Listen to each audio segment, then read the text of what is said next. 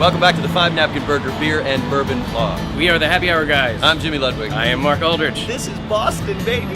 I'm home. Today we're talking about one of our favorite summer and fall time beers, Samuel Adams Cherry Wheat. So talk about local. Yeah, it would be impossible to have a bar that takes beer seriously in Boston and not have a lineup of Sam Adams beers here. And while Mark and I were in Boston visiting the Boston location of 5 Napkin Burger, we went over and hung out at the Boston Beer Company, which makes all of the Samuel Adams products. Here's us and our host discussing Cherry Wheat. We are here with Grant Wood. Grant, thank you so much for being on the Happy Hour. Thanks for coming in. Yeah, man. Pleasure.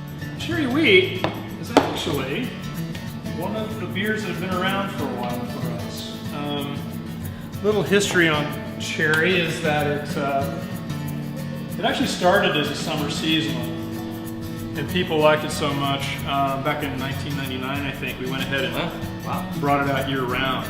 What's neat to me is that when you look at it, again, it's got that nice kind of hazy color to it. You can see some nice bubbles in there, some good beer action, and or beer theater, as we like to say. Yes, beer theater. And welcome to beer theater. Yeah, a little bit of head foam on top. And then when you give it a sniff, it's a little bit more complex. It definitely says cherries, but when you taste it, this initial impression of cherry, and then as you swallow it down, it's really about the beer. Yeah. It's a really versatile beer if you're thinking about beer and food pairings. Good. Really Nice good. segue. Yes. Because it's got that fruitiness, right? Yeah. And it's a little bit lighter. It can go with a variety of dishes, from salads, and you can actually use the beer like you would a wine and salad dressing. Oh, right? cool. So you Yeah, can make of course. a cherry wheat vinaigrette.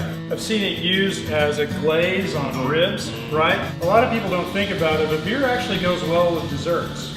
Okay. Absolutely, Yes, yeah. If you like a nice cup of coffee to kind of cut the sweetness and the creaminess of the heavier desserts, beer will do the same thing for you. Yeah. It's got some bitterness. It's got the carbonation that helps cleanse the palate. Cleanse the palate out a little bit.